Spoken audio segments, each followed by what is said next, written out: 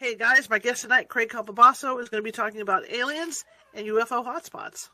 We'll be right back.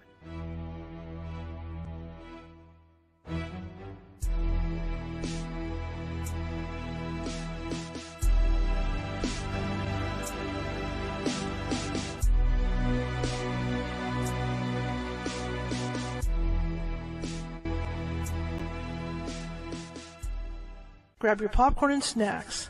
Find a comfy spot, take a seat or lie down, and let me transport you to a place of fantasy, ghost stories, ancient legends, odd creatures, alien encounters, and other magical topics. You may even decide to join the conversation. From faraway lands to your own backyard, with a small dash of pixie dust, turn out the lights and open your minds. The journey is about to begin. Good evening, everybody. Happy Wednesday. How's everybody doing today? I think I heard you say great. I'm doing great. I think I've got a good show, too, today. My name is Charlotte. I'm going to be your host for the next hour. I'm also the owner of the California Haunts Paranormal Investigation Team, based out of Sacramento, California. We are 45 strong up and down the state, which means if you think you have a paranormal need, we can help you out. It might take us a couple days to get to you because California is this huge state. People don't realize how big we are. You know, a lot of people think of us like Hawaii, the California girls, right? Everybody on the beach. Well, we are, but there's also a lot of California that's rural, farmland. You've got mountains, you name it, we've got it here. We got everything.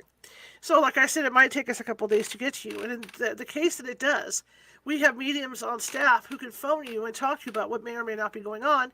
And in most cases, they can settle down whatever's happening energy-wise until we get out there. So if you want to find us, just Google California Haunts Paranormal Investigation Team or California Haunts Radio, and you will find us on almost every social media there is. That being said, tonight, if you're watching from Facebook, and I know a lot of you are, my squeaky chair actually, and I know a lot of you are watching from Facebook, please be sure to hit that follow button if you haven't done so already. And during the show, give us a thumbs up, a happy face, participate in the chat room, all that good stuff. Because what that does is it puts us up higher in the master computer at Facebook, what we call the FYP, and that puts us up higher, and the computer takes notice of it, and it sends us out to more people. Just like, you know, you're sitting at home, you're having dinner, maybe somebody's in a back room, and maybe you start getting really into my guest tonight, and you want to share it. That's share. We ask you to share. Okay, we ask you to share this. We're trying to get out to as many people as possible. Same thing with YouTube and TikTok, all those places. You know, the more you comment and stuff, and the more hearts and things that we get, the FYP, we get higher. It goes viral, right? It goes out to more people. So please do that if you see fit. Also, over at YouTube, if you haven't subscribed already, feel free to do so. Same thing with TikTok and everywhere else we're beaming over to. We have more than 900 videos sitting over on YouTube, and they're all different topics. I am a photojournalist in my real life, so I like to cover news items as well, timely news items as well. So I will change it up a little bit. For instance, yesterday we talked about the Yuba County five who went missing back in the late 70s, early 80s. And that was an interesting thing last night. So I do like to change it up. But tonight, we're back on track. We're back on track with our usual thing. And I'm going to make one adjustment here because this light is blasting the living heaven out of me. Hang on. There we go. Sometimes I like to turn it up, but I forget how I'm turning it up. Tonight we're getting back on track. My good friend Craig Campobasso is with me. And we're going to be talking about aliens and alien hotspots. So you guys, you know, listen in. You guys can look this stuff up, maybe Google Earth this stuff or whatever, or maybe just do some research in Google, go down that rabbit hole. But it's interesting to always talk to him about this stuff because he has so much information on it. He's got a couple books on the subject, and yeah. So anyway, I'm going to go ahead and bring him in, and without further ado, so here we go, and let's get the show on the road. There we go. How's it going? Good. How you doing? Good. It's been a while. I know. I'm excited to have you back on. For everybody who doesn't know who you are, can you kind of tell them about you? Sure. I'm the author of 7 books. 2 of them are for MUFON, the Mutual UFO Network. Mm-hmm. And I'm in the film business. I've been casting movies for a very, very long time. I worked on the original Dune with David Lynch for 4 years. as well. So I'm in the new books and documentaries that are being made about that since the new resurgence of Dune has hit us, which is like so amazing to see that they can do all the visual effects now, which really we couldn't do way back when, or Right. the producers couldn't do. And I write, produce, and for this little book, The Extraterrestrial Species Almanac, I just finished the documentary, and it will be out this summer, and we're going to do a sneak peek for anybody who's going to be at Contact in the Desert on Saturday, June 1st from 6:30 to 8 p.m. And then we're going to do a little Q&A afterwards. Oh, fantastic. Yeah. When you mentioned the stuff they can do with movies these days, good example of that is The Mandalorian and Disney's soundstage with that big volume thing that they Oh, that yeah, and the surround sound. Now they have surround picture. Yeah. So now the actors don't even have to imagine. I was one of the casting directors on Sky Captain and the World of Tomorrow, very first film that was 92 or 93% CGI. It was very difficult getting the actors to react to everything I was telling them before they would do their dialogue and stuff. And so there really should have been, I did in some of my acting classes do green screen acting. I was going to say, because it's very difficult. But now with that screen, they put them right in the environment, and they don't even have to imagine anymore. They're right there. Absolutely. I was just thinking as you said that, it's got to be hard to stand in front of a green screen and react to a monster that's not there, or somebody chasing you down the hall that's not there. It's so funny. It is. When I did the short film, The Stranger at the Pentagon, which are these posters behind me there, we had 90 visual effects. So we had a giant green screen soundstage. We had James Cameron's special effects coordinator, visual effects coordinator. And it's interesting because all of the actors around a table, which the table was green, the floor was green, the background was green, and we had a ball, and we say, okay, now everybody look up at this ball. And one actor kept looking off over here, and I go, no, you guys have to all look at the ball at the same time. It's when the holographic creature pops up. It makes me think of Star Trek, the original Star Trek. Oh gosh, yes. That. And so they spend half their time doing this, with their chairs, just trying to look like the thing was in motion. Oh, completely. I mean, looking at the new Star Trek series now on Paramount Plus, oh man, they're just so good. Yeah, it's come such a long way. Yeah, I'm showing so how old I good. actually am. I was, by the way, because when the original Star Trek came out, I was still itty bitty, but I remember seeing it in the 70s, as I was growing up. Oh yeah, and going absolutely. Through that time period. Yeah. What do you think? Now when you look at this, the UFO UAP thing, I'm not going to call it a craze, because when I started ghost hunting, it was still fairly hush hush with people. Right. Where people didn't want to talk about it. And then finally it came around the last 18 years. Everybody wants to talk about ghosts and stuff. And I'm seeing that now with UFOs and UAPs. What has changed everybody's mind, do you think? Well, I believe that as we evolve, right, I really believe that when people start to evolve, they start to want to heighten their sixth sense. Their sixth sense gets heightened, and a lot of that is done through discovering what is out there that's sort of unknown to us. And that's why a lot of the like a zillion ghost shows and everything, everybody's absolutely hooked, because that brings them into that world. But a lot of people don't realize that UFOs and the paranormal are absolutely connected, because lots of paranormal experiences happen when UFOs appear and disappear, and all those kinds of things. There's so many stories, and I hear new stories every single day, and it just blows your mind. It does blow your mind. My Yeah. question for you is, as a casting director working in Hollywood, what got you into this subject? Well, when I was 26 years old, I had just finished working in the casting office on Amazing Stories, the Spielberg Amazing Stories back in the 80s. Mm-hmm. And that's when I had my own amazing story. I tell everybody I was a kid in the valley who went to work every day. I moved out of my parents' house when I was 17. I was self-supportive. I worked 2 jobs, and I completely supported myself.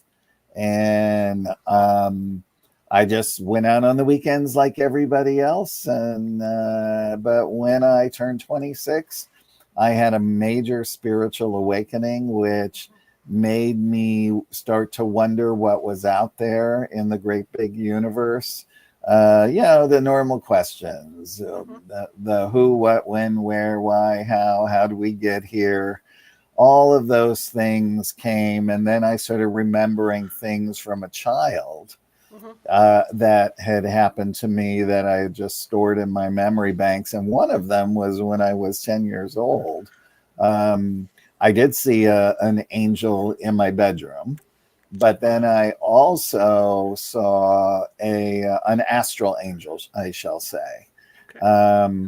And then I was taking a bath, and I was looking in the nozzle sitting there, and I saw my reflection, and I just went into this catatonic state, and something came in and pulled my whole essence out into the middle of the universe. The universe opened up, and I was immersed inside of it for a split second. And all those questions that hit me when I was 26, where do we come from?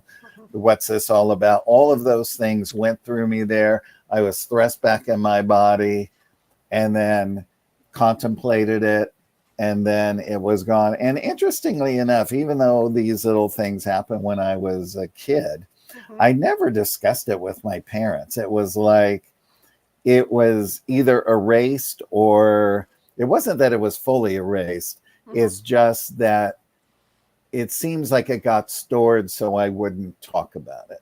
Mm-hmm. Mm-hmm. Right. So and I do find with a lot of people who do have contact with extraterrestrial races, benevolent Right. contact, either in person or through astral or meditation, is that they all had experiences when they were a kid, which was to remove the fear of it when you became an adult. Absolutely. Absolutely. Now, let me ask you this. When you talk about seeing this angel being, what did it look like to you? Well, I thought, to me, I thought it could have been a soul, Uh-huh. right?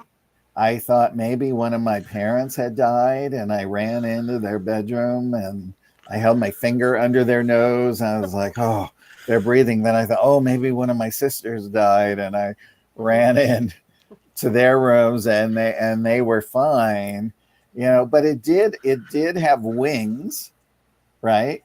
And it was really quite beautiful. It's not the only time. I mean, I've been visited by angelics a lot in my adulthood, and the thing that comes along with them is that they are so beautiful inwardly that you sob for at least 15 minutes because you just can't believe how beautiful they are on the inside.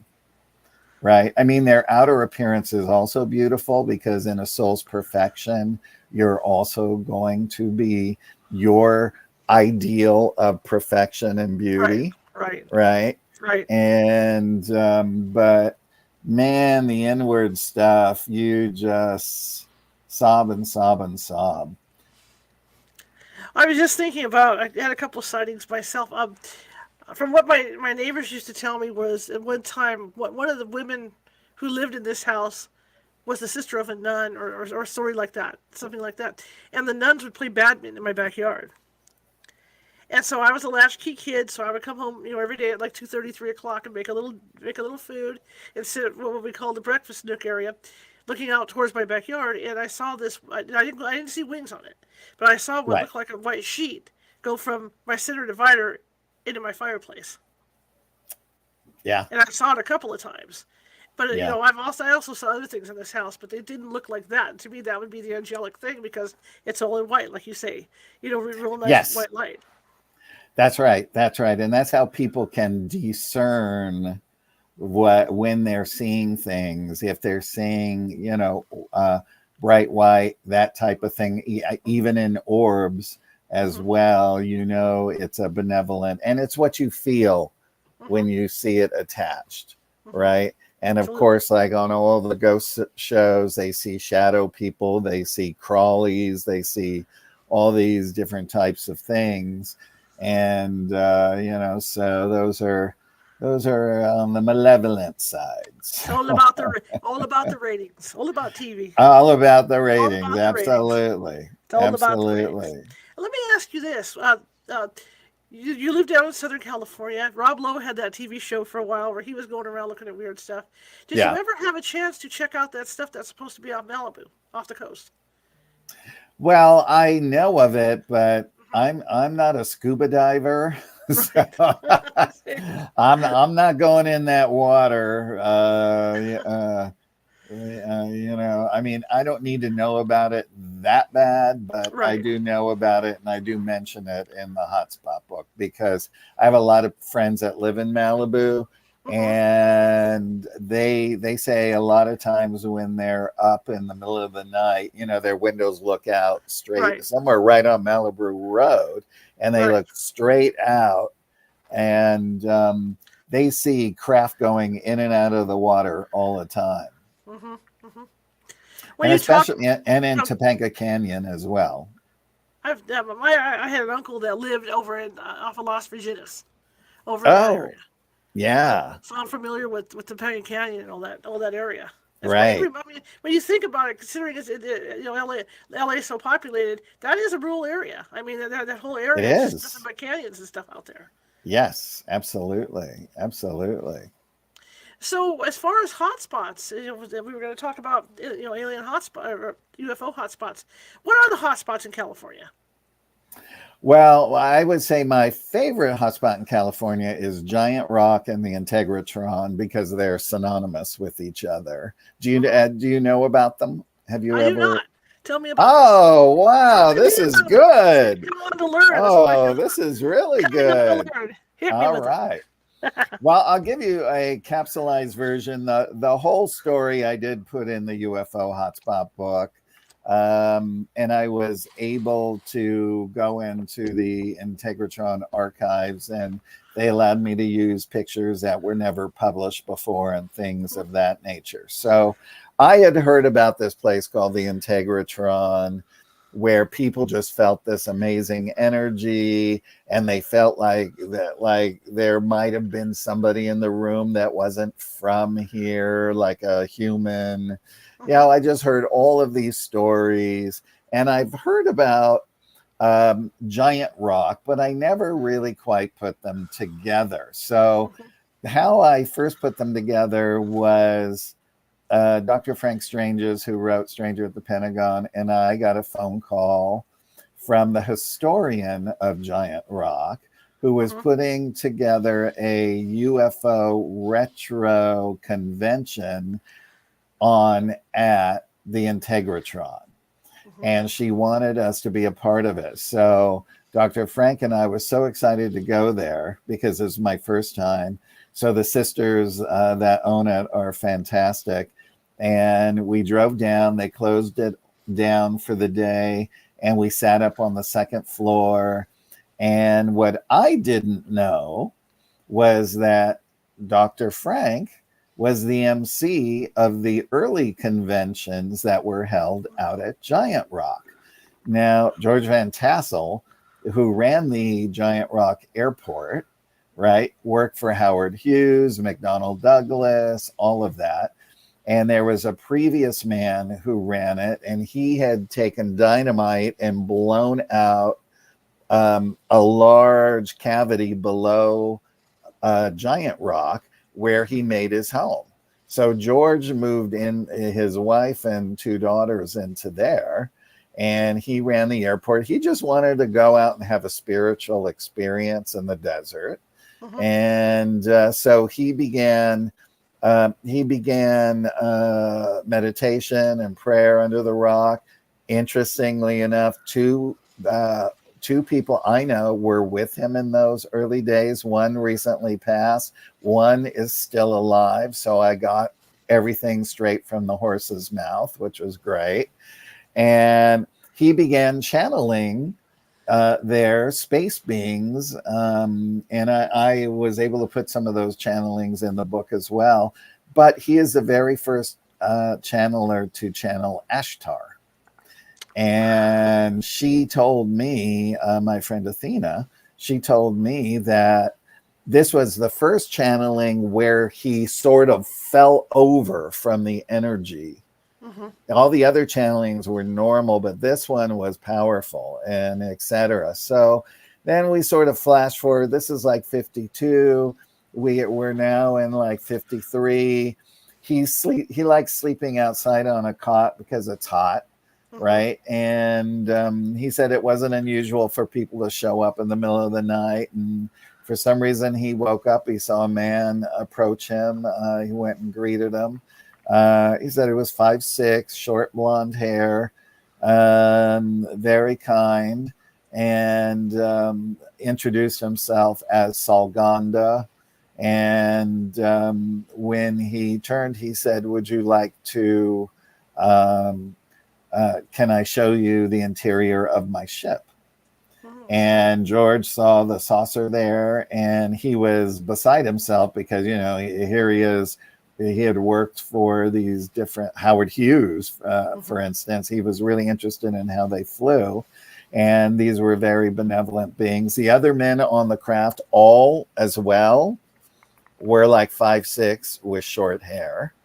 And so... Anyway, in the book, I put all the descriptions of what he said it was and all of that. But what was most interesting about this is he gave him the blueprints to build a machine called the Integratron, which would reduce the aging process. It's a cellular rejuvenation, right? And so once it was built and once it was turned on, all you had to do is through one door on the bottom, have people walk through the bottom and out the other door, and their cells would be rejuvenated, which would also eliminate sickness, disease, and help to prolong health, right? So anyway, he needed funds to build this thing. So that's why he started doing the UFO conventions out at Giant Rock. And they would have people like George Adamski and all the people who then were having contacts by humans throughout our galaxy. They all live on the interior of their planets, right? For one of so there's several reasons, but one is we live on the surface. We're being bombarded by rays and everything that makes us age. When you're in confined environments, which they are, they can tear us out the interior of planets, and they can live there. And the thing is that then they can control the resonance fields. So that's why they stay looking 30 years old, and they live for thousands and thousands and thousands of years. I believe Salganda at the time was 500 or 600 years old. What's interesting is this happened in 53. Valiant Thor came in 57. and brought the same technology to Eisenhower, about how to eliminate sickness, disease, prolong life, eliminate poverty, and came to talk to them about free energy, everything. So he stayed there for 3 years as well. Now, it took many, many years for him to build it. Howard Hughes gave him $20,000 to start, which was great. And then they just kept having these conventions once a year, and they grew to 10,000 people out in the middle of the desert in Landers, California, right? Right. So it became quite huge. I actually have videotape of it and all of that. So anyway, George Van Tassel passed away, and before he did, it was 95% complete. Saul Gonda told him that he did not want him to turn it on because the people weren't ready. And then he passed away. And then this is just hearsay, but somebody said all of a sudden all of his papers vanished and this, because George always felt that the military were always watching him from afar. He would see them looking, because really right over the mountain was a military base. Right. Okay. Yeah. So anyway, so it just went through many hands. But if anybody hasn't been there, I will tell you, it is the most energetic, beautiful place to get a healing. On the second floor, you can go to integratron.com. And you'll see all the mats on the floor, and they do the singing bowls, a sound bath, and you literally feel like you're floating. And because it's a sound chamber, all of the sounds are moving as if they're alive. I mean, one time I was there, the Gregorian chanters from Italy were there recording their album inside. So they asked if they could come in and do some chants for us. It was the most mind-blowing thing I had experienced up to that point. So anyway, so it's a thing where if anybody wants to visit, you have to make a reservation. You can't just show up for a sound bath. And then while you're there, you can drive out to Giant Rock and check it out. So all the information is in the book, who to call, what to do. You can even hire the Giant Rock historian who will take you out and teach you everything about the history of Giant Rock while you sky watch, sit in chairs, look through night vision binoculars, all that kind of stuff. So those are my favorite places. That sounds so cool. Yeah, you have to go. You have to go. Definitely have to go. Now, I've heard about that machine. I didn't hear what the exact name of it was, but I have heard, through my travels, through what I do, I've heard about this machine, and I also have been told by certain people that claim that they've been stationed on Mars or whatever planets, that they do have those things operating on these other planets. Yeah. Yeah. I would imagine they would if they were on the surface. When they're on their ships and in environments, their resonation fields are already tuned to that where their cellular structure stays young and all of that. I mean, it's the technologies and things that they have are just beyond anything we can dream of. Well, like you were saying, it has to be there has to be certain atmospheric conditions for you to maintain that particular age once you walk through that thing.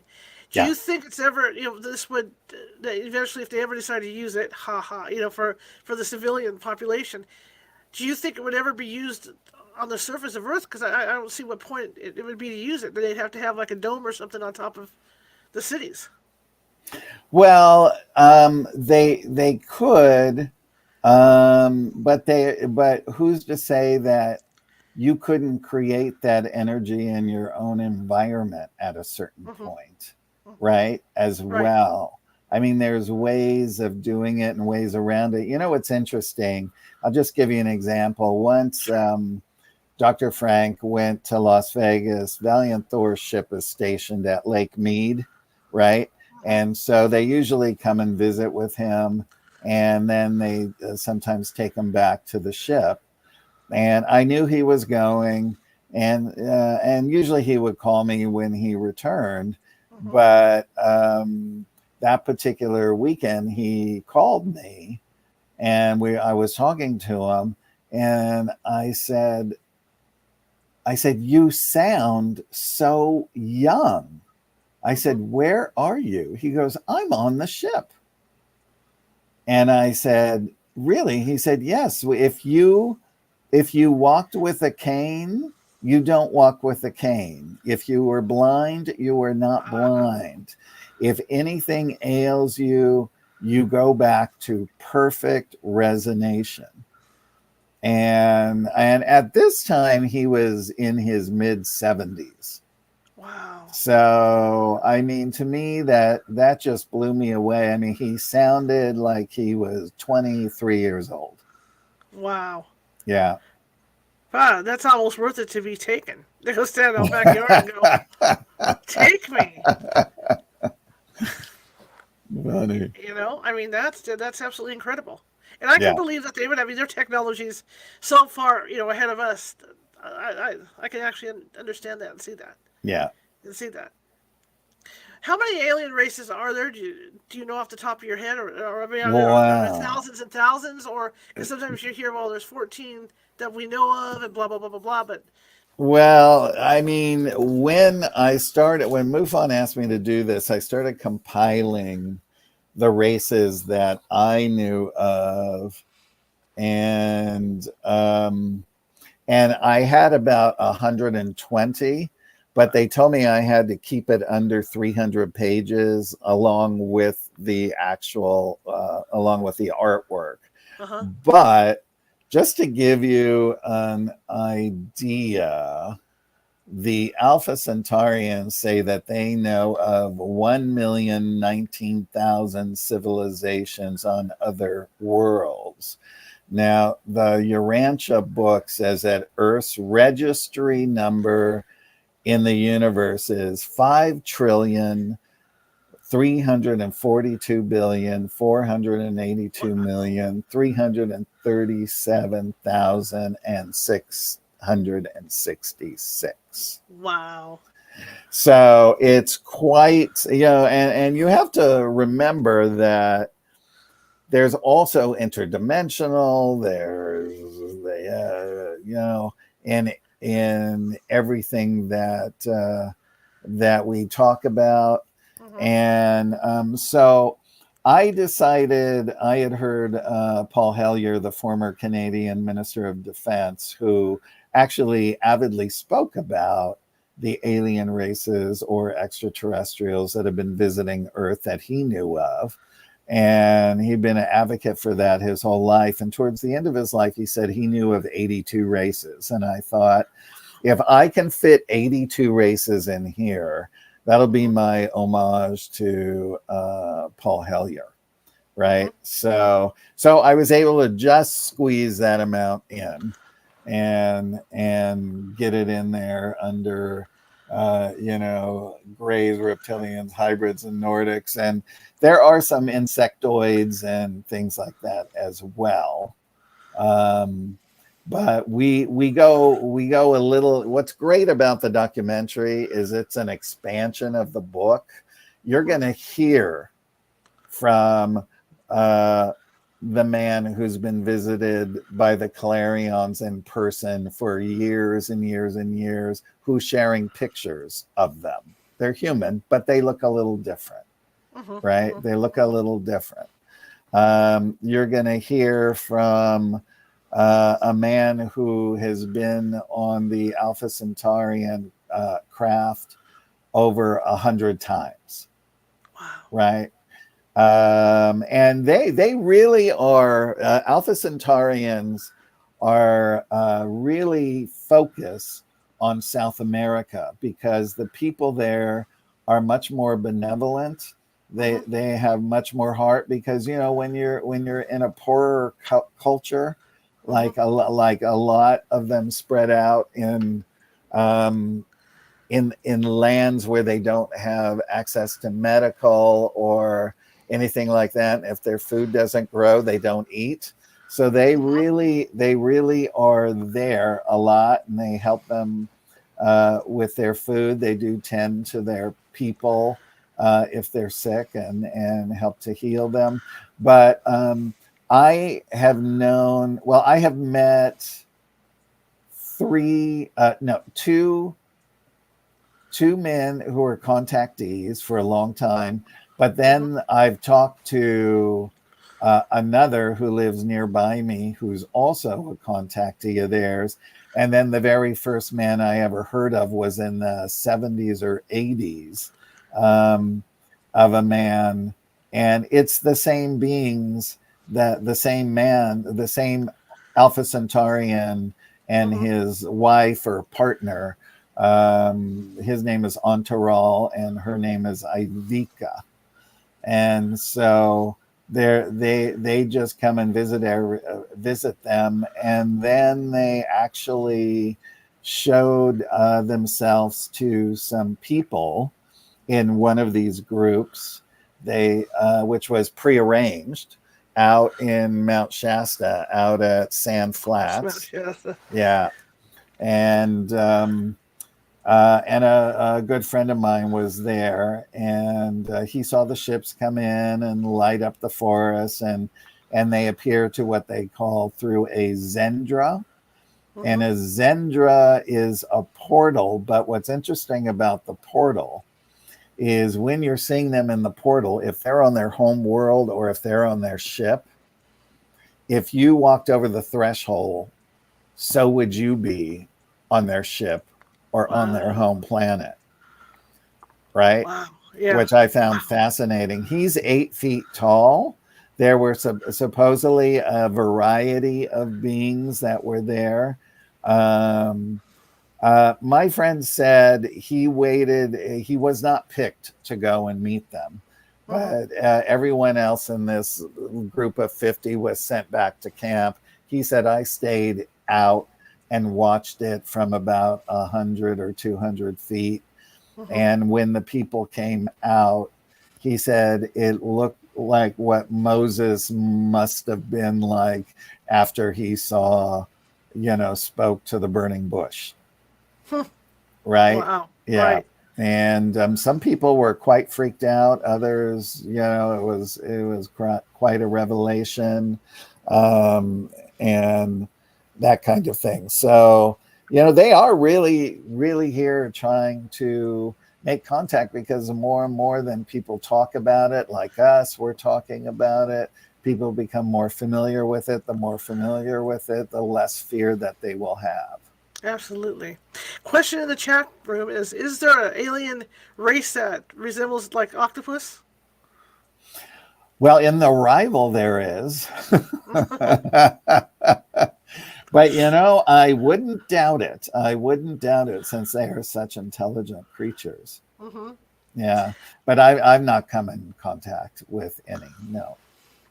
The other thing, as you were talking, I was thinking about this, and I had talked with I interviewed Andrew Goff this morning, Uh huh. and we were talking about inner Earth and all that.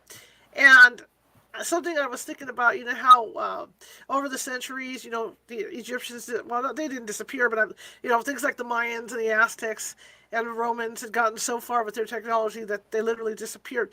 And the aliens, we know this from reading way back and looking at the pictures on the pyramids and all this, that they were with us for a long, long time. Right. And my thought was, is they've got this technology, and maybe, like you say, that the aliens are waiting for us to catch up. We're getting there Yes, as far they as are. our technology and the way, and like you say, the way we think. Before they That's do right. presentation to us, because for all we know, when this finally comes down, it could be your neighbor across the street. Well, and that's why there's so many consciousness raising programs going on Mm-hmm. Earth from them, which is star seeds, Mm-hmm. right? Star seeds. The star seeds coming in now. The kids are brilliant. They're speaking star. I know a kid that speaks 5-star languages. Wow. Um, they are very in full embodiment because the prior star seeds have helped to raise the vibration. Um, and really, what they're doing is they're waiting for us to rise up and out of duality and become fully conscious so that our heart rules our mind and not our ego rules our mind. So, service to universal kind, not just to humankind, but instead of service to self. So, it's really quite beautiful. And I mean, there's many hybrids that are living on the planet. There's programs that they're doing up there with the star seeds by taking their genetics and merging it with other humans up there where they raise those children. Then they'll be set upon the earth as teachers as well. And the thing is the hybrids are really so that people can see that, oh, you're us and you're them. And you have a lot to offer. So there's many hybrids living on the planet. And there's some that are, there's many ways a hybrid can come into being. We go into that in the documentary, but that's just one way. Yeah. Another question I have for you is pertaining to hotspots. Why do you think there's certain locations that are more hot than others for sightings and contact and all this? Well, it has to do with the vortex energies in those areas, like Sedona. Sedona is a vast vortex because with the iron ore and the quartz crystalline, which is embedded all throughout Sedona. I mean, even on Bell Rock, you can see the crystal coming out through the rock. Same thing out by Giant Rock. Actually, right next to Giant Rock was a mountain that was made of quartz crystal. Right? Most of it is been taken by everybody who goes out there now, but it's still called, to me, we've always called it Crystal Mountain. It's a mound, actually. So, but when those energies they spark and they create this vortex, and the beings are attracted, like they're attracted to people who are harmonious, who are happy. That's why when people like Ricardo Gonzalez, who's one of the extraterrestrial contactees with the Alpha Centaurians, is when they before he calls his friend Entourage in, they all do a meditation together, and then they all start chanting something happy, and then they all start laughing and dancing and doing those things because they need that high vibration to come in, right? So it's amazing. I was out at a property many years ago in Scottsdale, and there was 18 different extraterrestrial vortices there on this back property, and you could feel it in each one. And I did feel a craft up above, and I said, all right, I'm going to take my camera, and this is at night. Right. I said, I'm going to hold my camera. When I count to 3, shoot down a blue beam, right? And every time I did it, that blue beam would be in the picture, right? Wow. But also this place had orbs. And if you were to sing, dance, chant, and you took a picture, you would get an orb storm. It means one on top of the other on top of the other. There were like a billion of them overlaid, and then you would see different size orbs. You would see diamond-shaped orbs, and I'm the first one to have caught a heart-shaped orb on the property. Incredible. Yeah, just incredible. Yeah, really amazing. Incredible. Now, Yeah. let me ask you this. When I was younger, growing up, a lot of these UFO sightings and contact sightings came out of Brazil. Oh yeah. Yes. What does Brazil have that some of these other places don't? Well, it's like I told you, the people's hearts are more open. Mm-hmm. They're more open to receive, right? Mm-hmm. And they're they're less afraid because they have nothing to be afraid of. They've been seeing them ever since. To them, it's like a neighbor dropping in to say hi, because from the time they were born, they have always seen the sky people or the star Mm-hmm. people, Mm-hmm. right? So they've never been terrified of them. Mm-hmm. Mm-hmm. Makes a lot of sense. Yeah. It does make a lot of sense. Um, with these hot spots in California, I mean, we talked about like over there off of Malibu, which would which is a real hot spot. What other hot spots are there? Because Well, let's see. yeah, Well, my mouth doesn't want to work. let me look real Listen, quick. he's gonna cheat and look now, you guys. No, I'm I kidding. gotta cheat and look He's gonna because you cheat and know look. what? There's so many hotspots. Well, I know of, in other places like Sedona, there's the Bradshaw Ranch, Yeah. which is take Skinwalker Ranch and multiply it by 10. Wow. Yeah. And I've experienced lots of stuff there as well. Um, I would say, Mount Shasta for Oh, of course, I sure. forgot about Mount Shasta. Yes. Yeah, Mount Shasta for sure. And, because the ancient Lemurians that's the capital, Mm-hmm. is Telos.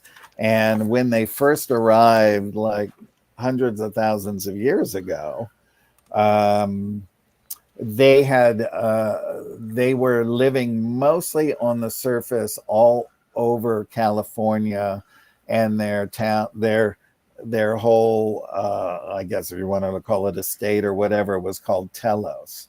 Mm-hmm. And then after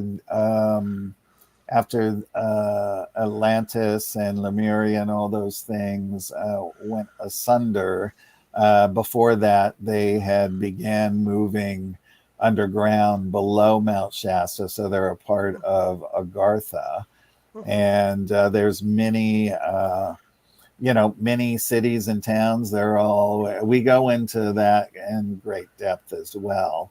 Mm-hmm. Um, about Agartha and the Agarthans. And I mean, it's so amazing to just think about what's beneath us, Right. Right. right? And these beings come up and interact with us. And I know too, Lemurians, a dear friend of mine, was friends with them, and they came up and lived and worked to get the experience of being up here on the surface in San Francisco for a Nice. couple of years.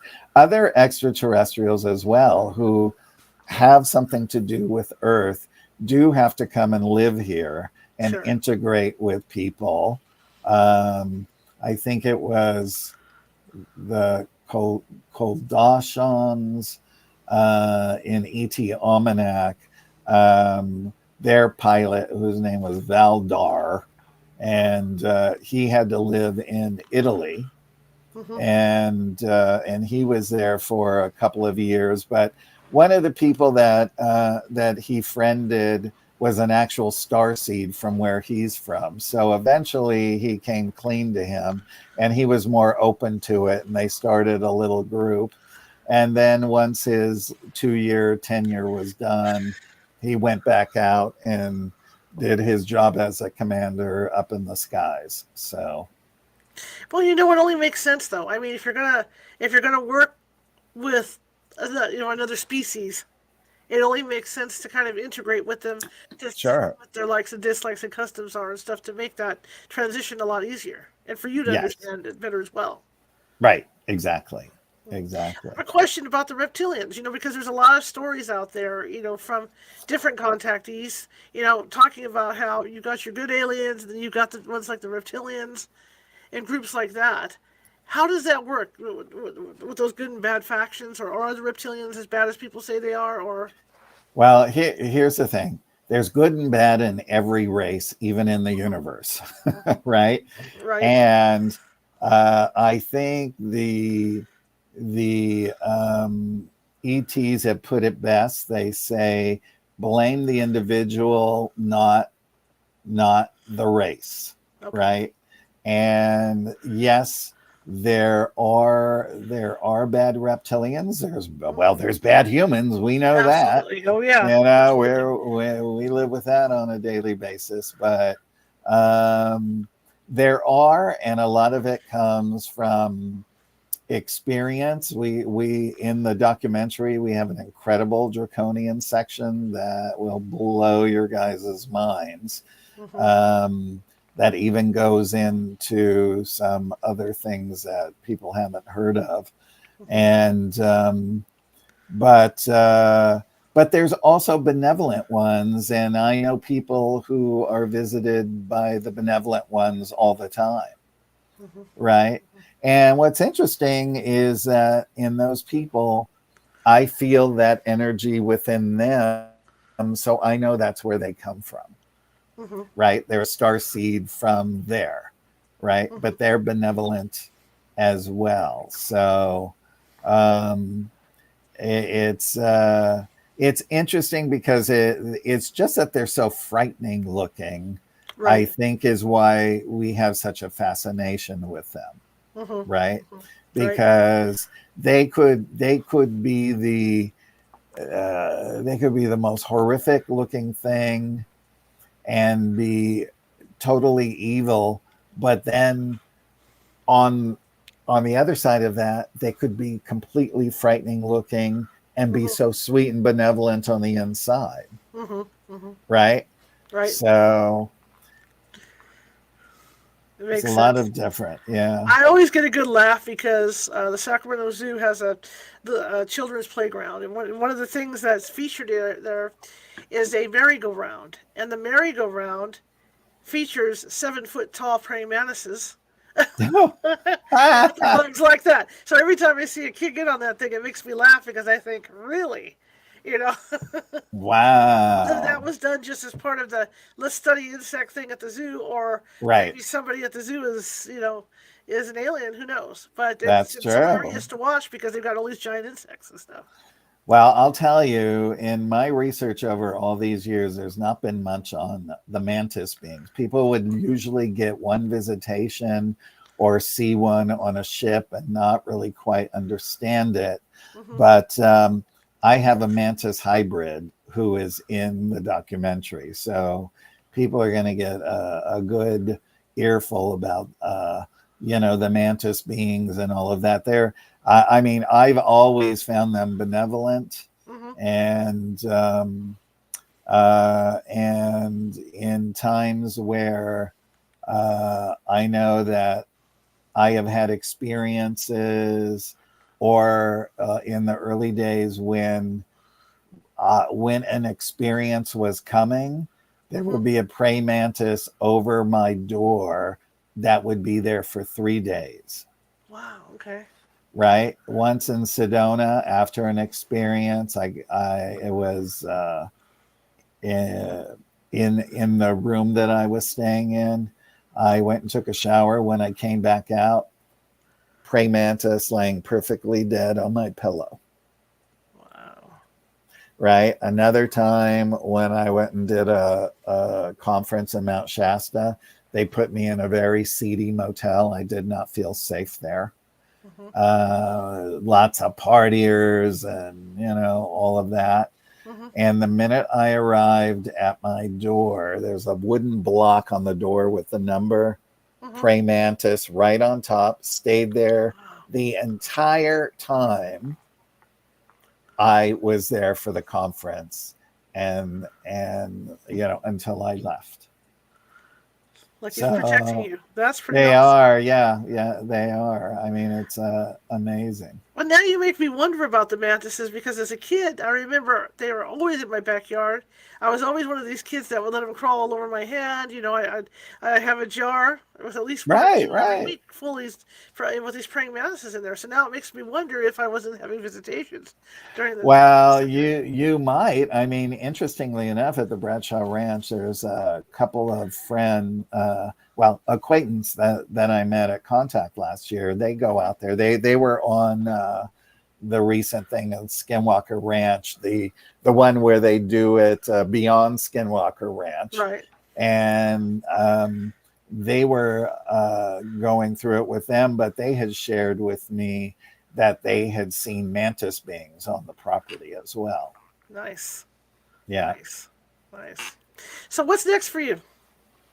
Well, the exciting stuff is this is my 4-book series called The Autobiography of an Extraterrestrial Saga. The first book is called I Am Tehran, and Sylvia Brown actually wrote the foreword. Nice. Which was awesome. You know, she wrote 65 best-selling books. I met her by happenstance. We became friends.